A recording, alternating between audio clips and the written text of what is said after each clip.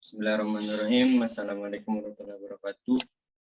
Alhamdulillahirabbil alamin wa bihi nasta'in wa ala umuri dunya wa din. Wassalatu wassalamu ala asyrofil anbiya'i wal mursalin.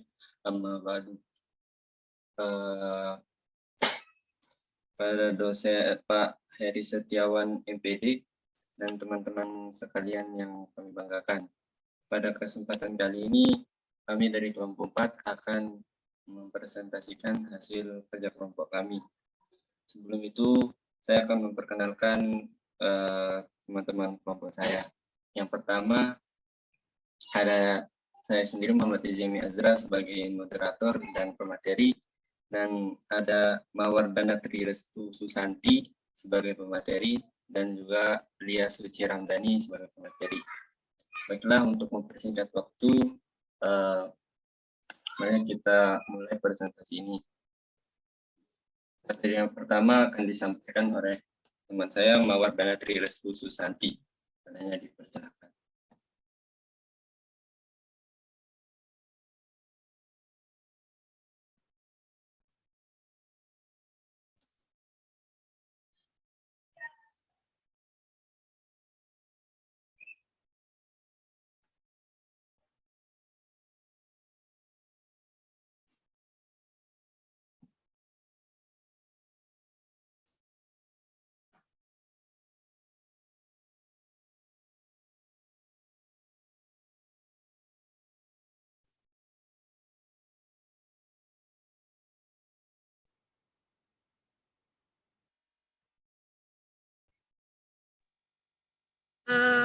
Baik, di sini saya akan menjelaskan pengertian sintaksis.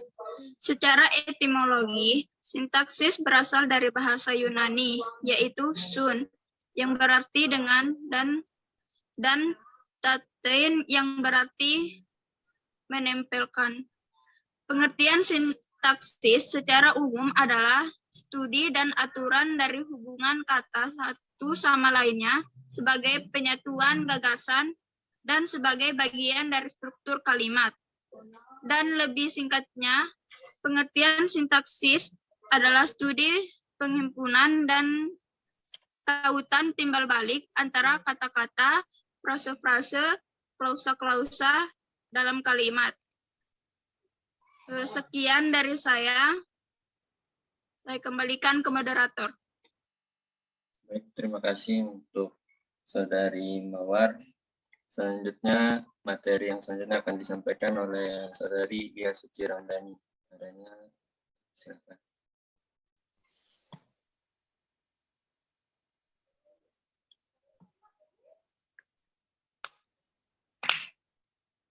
Baiklah, Assalamualaikum warahmatullahi wabarakatuh. Di sini saya akan melanjutkan materi pembahasannya, yaitu kali ini tentang pengertian dan perbedaan dari frasa, klausa, dan kalimat. Oke, kita langsung saja di sini masuk ke pengertian dari frasa itu sendiri. Yang pertama, di sini ada frasa menurut KBBI atau Kamus Besar Bahasa Indonesia. Jadi frasa itu adalah gabungan dua kata atau lebih yang bersifat non-predikat.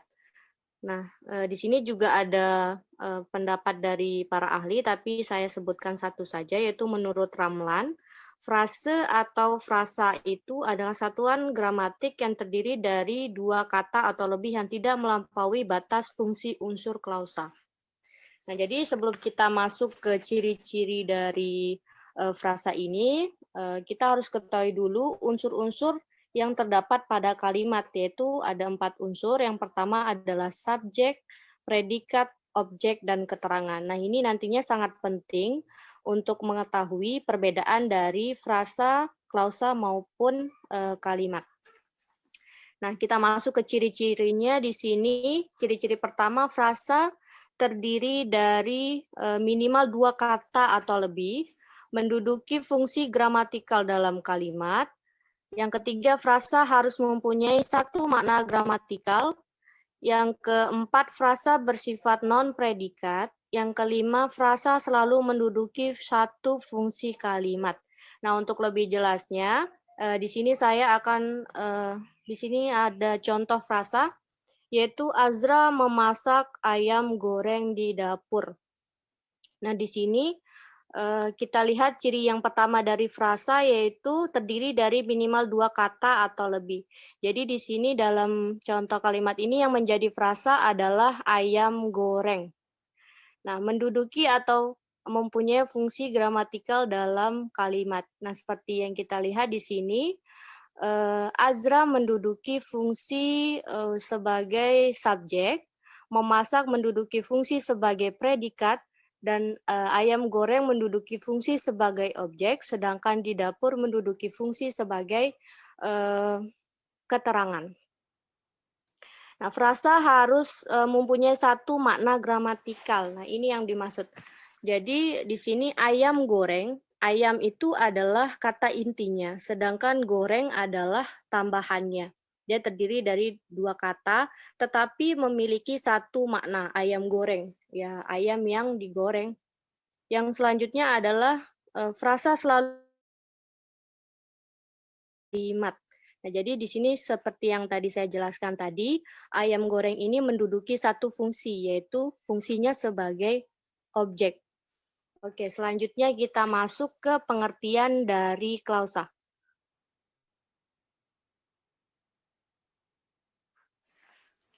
Nah, di sini di klausa ini ada 2 pengertian juga menurut KBBI dan para ahli. Yang pertama menurut KBBI, klausa ialah gabungan kata yang sekurang-kurangnya terdiri atas subjek dan predikat. Sedangkan menurut ahli di sini ada Rusmaji, menurutnya klausa merupakan unsur kalimat karena sebagian besar terdiri dari 2 unsur klausa. Sedangkan menurut Tarmini, klausa merupakan salah satu konstruksi kebahasaan yang dapat dikembangkan menjadi sebuah kalimat. Kita langsung saja ke ciri-ciri dari klausa. Di sini yang pertama terdiri dari 2 kata atau lebih, mengandung subjek dan predikat, memiliki fungsi gramatikal dalam kalimat, tidak memiliki intonasi akhir dan tanda baca. Untuk lebih jelasnya kita lihat contohnya di sini. Ada klausa kamu harus pergi.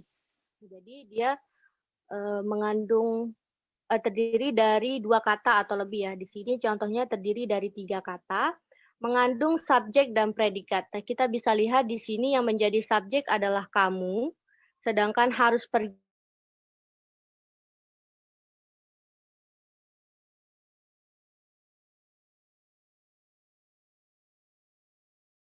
dan predikat. Yang terakhir tidak memiliki intonasi akhir dan tanda baca. Nah, ini yang membedakan klausa dengan kalimat. Dia tidak memiliki tanda baca seperti tanda baca titik, seru, maupun tanda tanya. Oke, selanjutnya kita masuk ke kalimat.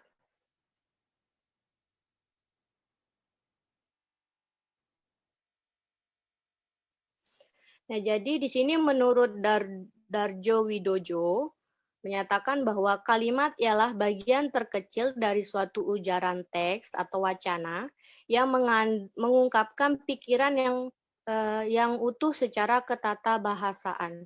Dengan kata lain, kalimat adalah kumpulan kata yang setidaknya terdiri atas subjek dan predikat. Kalimat pun dapat terbentuk dari satu klausa maupun beberapa klausa. Dan kita langsung saja ke ciri-ciri yang pertama, yaitu terbentuk dari gabungan kata, frasa, atau klausa. Yang kedua diawali dengan huruf kapital, yang ketiga memiliki tanda baca dan intonasi akhir, yang keempat sedikitnya mengandung subjek dan predikat, yang kelima mampu menyampaikan informasi tanpa harus ditambah dengan kalimat lain. Nah, jadi di sini kita lihat contohnya sama ya seperti tadi, yaitu seperti contoh klausa. Sebenarnya klausa itu merupakan konstruksi kebahasaan yang dapat dikembangkan menjadi kalimat. Karena seperti yang kita tahu, ciri-ciri dari kalimat itu minimal atau sekurang-kurangnya terdiri dari subjek dan predikat. Nah, jadi di sini klausa yang tadi kamu harus pergi, saya merubah jadi kalimat, yaitu yang pertama saya ubah diawali dengan huruf kapital ya, kamunya huruf dijadikan huruf besar, sedangkan saya tambahkan lagi dengan tanda baca dan intonasi akhir, yaitu menjadi kamu harus pergi, seperti itu. Selanjutnya kita masuk ke perbedaan frasa, klausa, dan kalimat.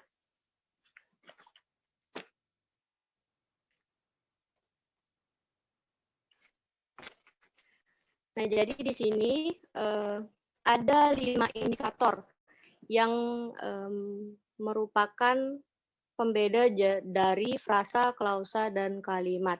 Yang pertama kita lihat dari sifat satuan bahasa tersebut. Nah, jadi di sini maksudnya adalah apakah satuan bahasa tersebut bisa berdiri sendiri atau tidak. Nah, kalau frasa bersifat tidak bisa berdiri sendiri. Hal ini berbeda dengan klausa, kalimat yang dapat berdiri sendiri. Khusus untuk klausa, satuan bahasa ini bisa diubah menjadi kalimat karena sifatnya yang dapat berdiri sendiri. Indikator yang kedua yaitu ada tidaknya unsur predikat di dalamnya. Tadi kan kita sudah lihat ciri-ciri dari ketiganya. Kalau frasa tidak mempunyai unsur predikat di dalamnya. Sedangkan klausa memiliki unsur predikat di dalamnya sehingga bisa dijadikan kalimat. Karena seperti yang kita tahu, kalimat mempunyai 4 unsur, yaitu subjek, predikat, objek, dan keterangan. Indikator yang ketiga yaitu ada tidaknya pola intonasi akhir di dalamnya. Jadi indikator selanjutnya membedakan frasa, klausa, dan kalimat adalah tidak adanya pola intonasi akhir di dalam frasa dan klausa. Sedangkan kalimat mengandung pola intonasi akhir di dalamnya. Hal ini ditandai dengan tanda baca yang seperti saya katakan tadi, tanda baca titik, seru, dan tanda tanya. Yang keempat adalah unsur-unsur yang terkandung di dalamnya. Nah, jika dilihat dari ciri-ciri frasa, klausa, dan kalimat tadi, kita bisa mengetahui unsur-unsur apa saja yang membuat ketiganya berbeda. Seperti yang kita ketahui, kalau frasa hanya mengandung satu unsur saja, yaitu unsur objek, sedangkan klausa mengandung 2 unsur, yaitu subjek dan predikat. Sedangkan kalimat dia paling sedikit mengandung subjek dan predikat. Seperti itu. Yang kelima, kedudukan satuan bahasa.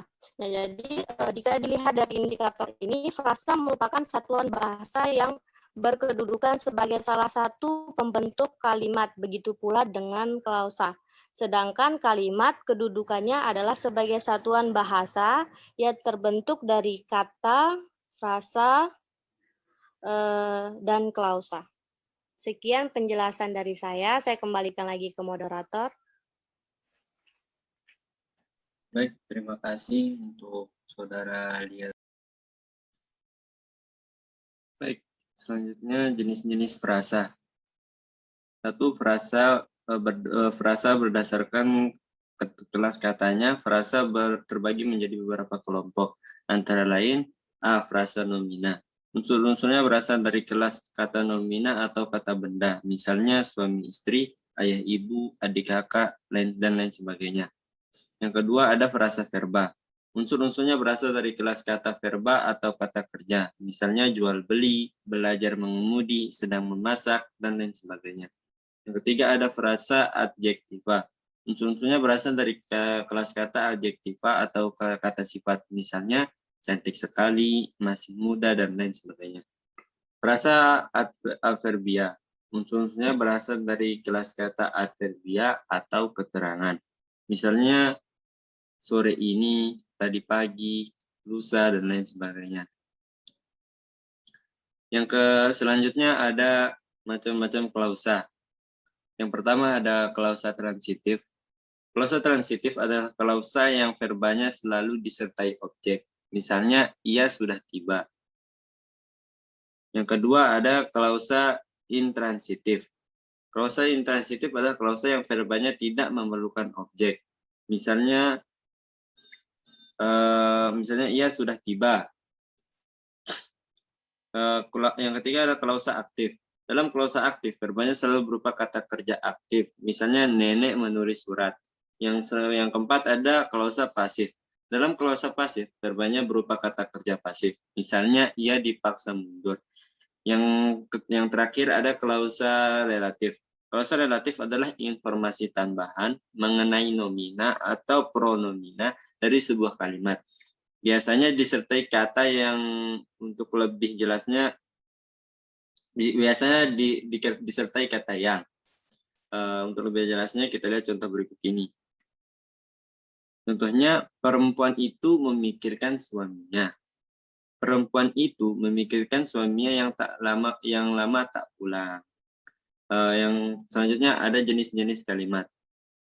Menurut KBBI, kalimat adalah satuan bahasa yang secara relatif berdiri sendiri, mempunyai pola intonasi final dan secara aktual mempunyai potensi terdiri atas klausa. Suatu kalimat terdiri dari unsur subjek dan predikat. Jika predikatnya berupa kata kerja intransitif, maka harus ada objek dalam kalimat tersebut. Kalimat terbagi menjadi dua jenis, yaitu kalimat tunggal dan kalimat majemuk. Yang terbagi lagi menjadi kalimat majemuk setara dan kalimat majemuk bertingkat. Berikut adalah contohnya. Yang pertama, sudah lama ia tidak pergi ke pasar. Yang kedua, adik tidak berangkat ke sekolah karena terjatuh dari sepeda Selasa lalu. Yang ketiga, kamu sedang belajar atau menonton televisi. Kalimat yang pertama merupakan kalimat tunggal yang hanya terdiri dari unsur inti pembentuk kalimat, yaitu ia sebagai subjek dan pergi sebagai predikat, ditambah dengan sudah lama dan ke pasar yang berfungsi sebagai keterangan.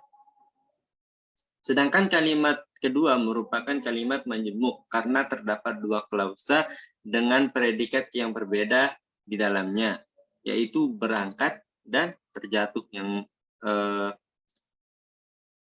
sebagai klausa di sini. Adik yang selanjutnya adalah adik tidak berangkat ke sekolah merupakan klausa yang pertama, dan klausa yang kedua karena terjatuh dari sepeda Selasa lalu merupakan klausa yang kedua. Kalimat tersebut termasuk ke dalam kalimat majemuk bertingkat karena klausa kedua berfungsi sebagai keterangan dari klausa pertama, yakni sebagai alasan adik tidak berangkat ke sekolah. Kedudukan kedua klausa tersebut tidak setara. Lain halnya dengan kalimat ketiga, kedudukan predikat belajar dan menonton dalam kalimat tersebut setara, sehingga kalimat tersebut termasuk ke dalam kalimat majemuk setara. Yang selanjutnya ada jenis kalimat dapat ditinjau dari sudut-sudutnya. Yang pertama dari sudut-sudut, yang pertama jumlah klausanya, yang kedua bentuk sintaksisnya, yang ketiga kelengkapan unsurnya, dan yang terakhir disusun dari susunan subjek dan predikatnya. Berdasarkan jumlah klausanya, kalimat dapat dibagi atas kalimat tunggal dan kalimat majemuk. Kalimat tunggal dapat dibedakan lagi berdasarkan kategori predikatnya menjadi yang pertama kalimat berpredikat verbal, kalimat berpredikat adjektifal, kalimat berpredikat nominal, termasuk pronominal. Yang keempat, kalimat berpredikat numeral, dan yang kelima, kalimat berpredikat frasa profesional. Kalimat verbal dapat dikelompokkan berdasarkan kemungkinan kehadiran nomina atau frasa nomina objeknya. Atas yang pertama, kalimat transkriptif, yang kedua, kalimat eka transitif, dan yang ketiga, kalimat dwi transitif.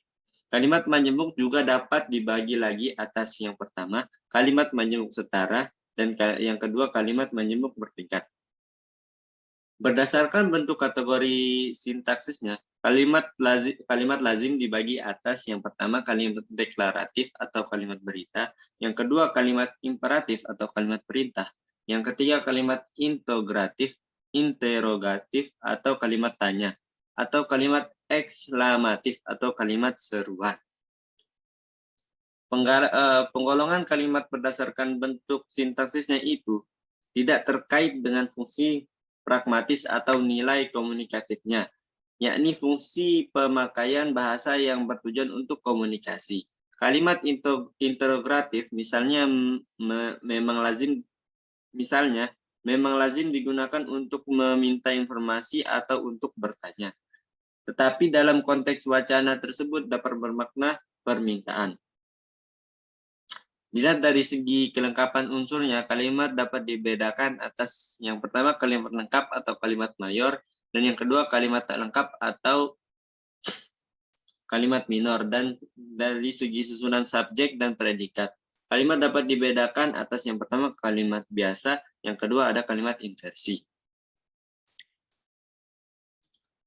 Yang pertama, kalimat tunggal. Kalimat tunggal adalah kalimat yang terdiri atas satu klausa. Misalnya, dia akan pergi dan kamu mahasiswa UNES. Yang kedua, kalimat berpredikat verbal. Kalimat yang berpredikat verbal bisa dibagi menjadi 3 macam. Yang pertama, kalimat transitif, yang kedua kalimat ekatransitif, dan kalimat dwitransitif. Yang ketiga ada kalimat tak transitif. Kalimat yang tidak berobjek dan berpelengkap hanya memiliki 2 unsur fungsi wajib, yakni subjek dan predikat. Contohnya, Bu Camat sedang berbelanja. Yang kedua, Pak Halim belum datang. Yang keempat, kalimat ekatransitif. Kalimat yang berobjek dan tidak berpelengkap mempunyai 3 unsur wajib, yakni subjek, predikat, dan objek. Dalam kalimat aktif, urutan kata dalam kalimat ekatransitif adalah subjek, predikat, dan objek. Tentu saja ada unsur tak wajib. Contohnya, pemerintah akan memasok semua kebutuhan lebaran. Contoh yang kedua, dia memberangkatkan kereta api itu terlalu cepat. Yang kelima, kalimat dwitransitif. Dalam bentuk aktif, verba transitif secara semantis mengungkapkan hubungan 3 maujud. Dalam kalimat dwitransitif, maujud itu masing-masing adalah subjek, objek, dan pelengkap. Contoh, Ida sedang menceritakan adiknya. Ida sedang mencarikan adiknya pekerjaan. Pada kalimat tersebut, ada 2 nomina yang terletak di belakang verba predikat. Kedua nomina itu masing-masing berfungsi sebagai objek dan pelengkap. Objek dalam kalimat aktif berdiri langsung di belakang verba, tanpa berposisi dan dapat dijadikan subjek dalam kalimat pasif. Yang keenam ada kalimat pasif. Pemasifan dalam bahasa Indonesia dapat dilakukan dengan 2 cara, yaitu yang pertama menggunakan verba prefix di, dan yang kedua menggunakan verba tanpa prefix di. Cara yang digunakan dalam pembentukan kalimat pasif, cara yang pertama adalah dengan pertukaran subjek dengan objek. Yang kedua, gantilah mengganti prefix meng dengan di pada predikat. Yang ketiga, tambahkanlah kata oleh di muka unsur yang tadinya subjek. Contohnya, Pak Toha mengangkat asisten baru. Menjadi seorang asisten baru diangkat Pak Toha. Cara yang kedua adalah pindahkan objek ke awal kalimat. Tinggalkan prefix meng pada predikat.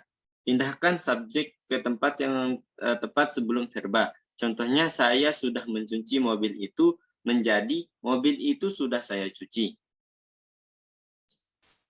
Yang ketujuh, kalimat berpredikat adjektifal. Predikat kalimat dalam bahasa Indonesia dapat pula berupa adjektiva atau frasa adjektifal seperti terlihat pada contoh berikut ini.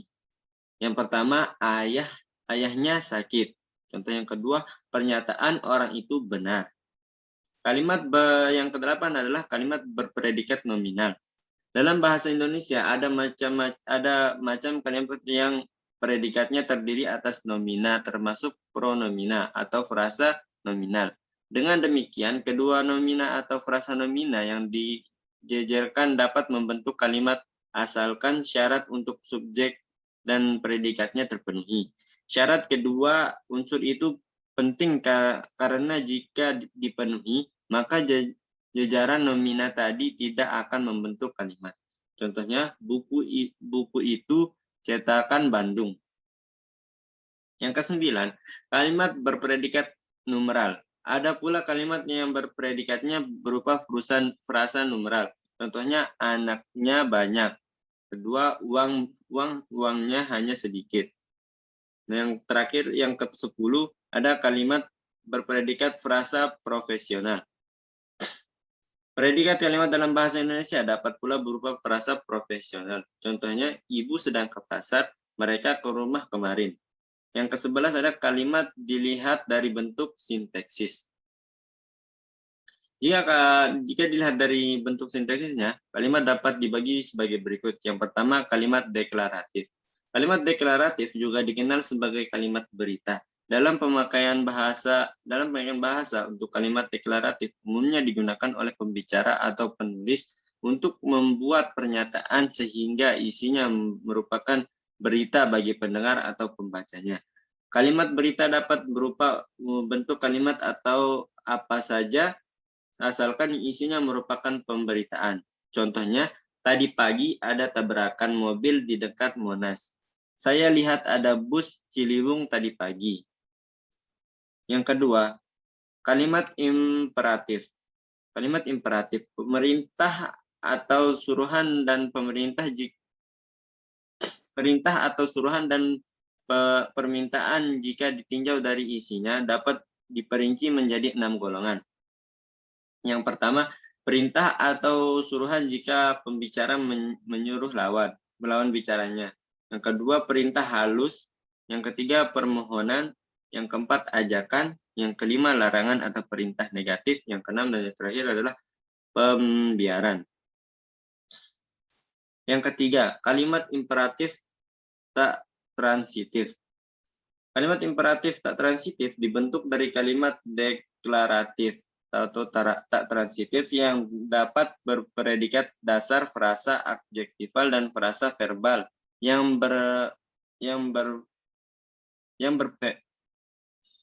berprefiks ber atau meng ataupun frasa profesional. Contohnya, engkau masuk,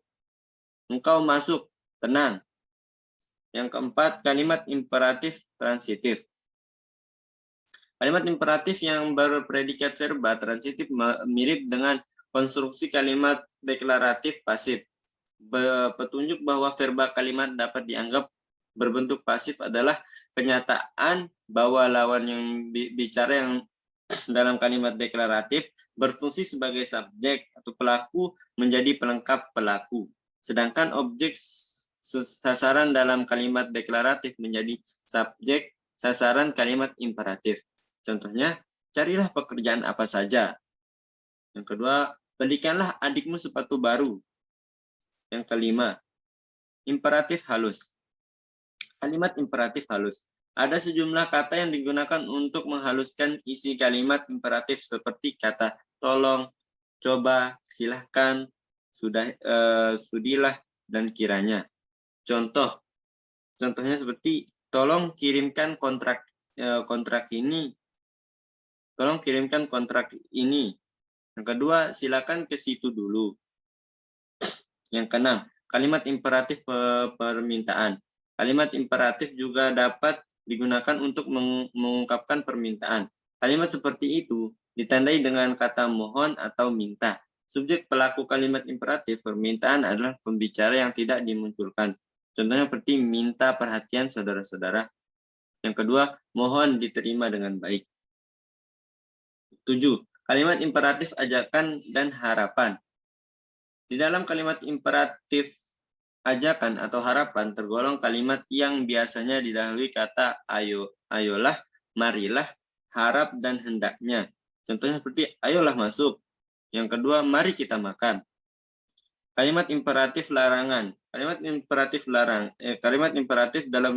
dapat bersifat larangan dengan adanya dengan adanya jangan atau janganlah. Contohnya, jangan berangkat hari ini. Janganlah kau hiraukan tuduhannya.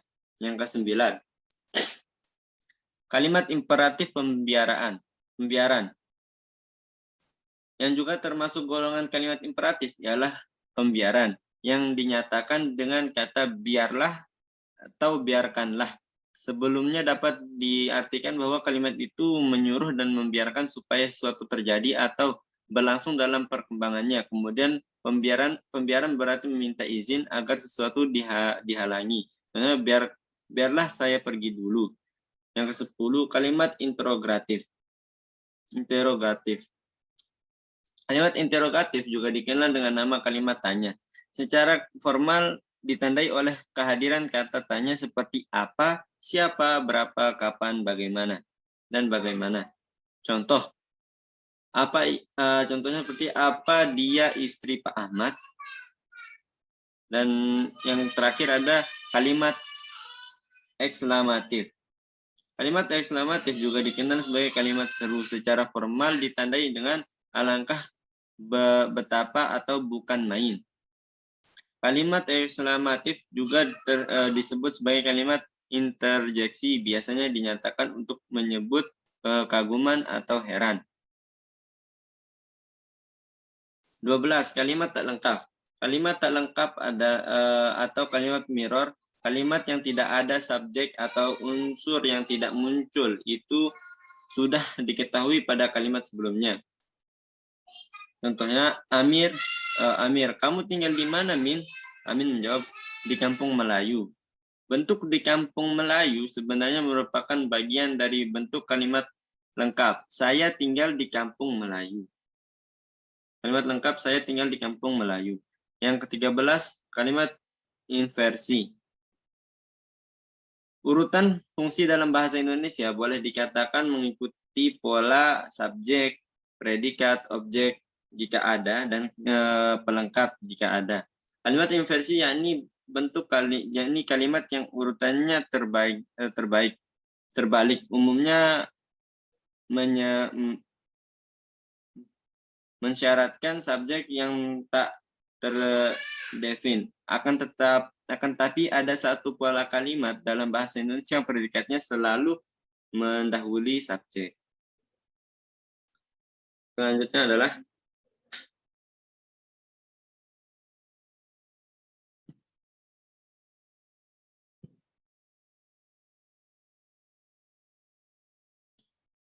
proses pembentukan kalimat. Yang pertama, dasar-dasar pembentukan kalimat. Bahasa yang baik dan benar dan tepat pada akhirnya terwujud pada pembentukan atau pemakaian kalimat. Jika yang ingin mahir berbahasa atau mengarang, hendaknya terlebih dahulu memiliki kecakapan menentukan ujaran atau bentuk kebahasaan yang berkriteria kalimat dan yang bukan kalimat. Kemampuan mengenal dan menggunakan berbagai ragam kalimat yang ada dalam bahasa patut dimiliki. Sebuah kalimat harus berupa bentuk kebahasaan, artinya ia harus berupa unsur segmental yang sekurang-kurangnya terdiri atas satu kata. Selain itu, bentuk ketatabahasaan tersebut harus maksimal, tidak boleh menjadi bagian atau unsur terkecil dari suatu konstruksi, sesuatu ketatabahasan yang lebih besar dan lebih luas daripadanya. Dengan kata lain, sebuah bentuk kebahasan dalam bahasa lisan berupa ujaran baru dapat dikatakan kalimat apabila ia secara mandiri menyatakan suatu keputusan pengertian. Misalnya, makna harus lengkap. Itulah sebabnya sebuah kalimat harus berintonasi akhir dan berlatar belakang situasi kebahasaan yang tepat. Yang kedua, unsur-unsur pembentukan kalimat. Pada mulanya, kalimat dalam bahasa Indonesia baik berupa kalimat panjang atau pendek, kalimat dasar atau kalimat luas, kalimat tunggal atau kalimat majemuk, yang semuanya dianggap sebagai sejumlah unsur pembentukan kalimat. Unsur pembentuk kalimat itu sangat erat hubungannya dengan satuan kalimat. Satuan kalimat dapat berbentuk kata frasa atau klausa yang masing-masing dapat diduduki oleh unsur kalimat, yaitu subjek, predikat, objek, dan keterangan. Tergantung pada fungsi satuan ujaran tersebut. Unsur pembentuk kalimat tersebut tidak terbatas, tergantung pada panjang pendek isi pikiran atau gagasan dalam kalimat. Kadang-kadang suatu kalimat hanya diduduki oleh satu subjek saja.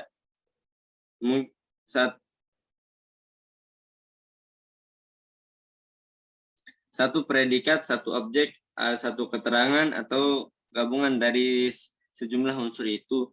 Dan mungkin pula satu kalimat diduduki oleh dua atau lebih subjek, predikat, objek, keterangan. Tergantung gagasan yang terdapat pada dalam kalimat tersebut. Nah, sekian dari saya.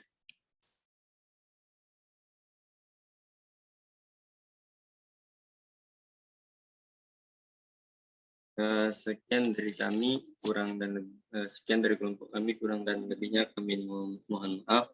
Assalamualaikum warahmatullahi wabarakatuh.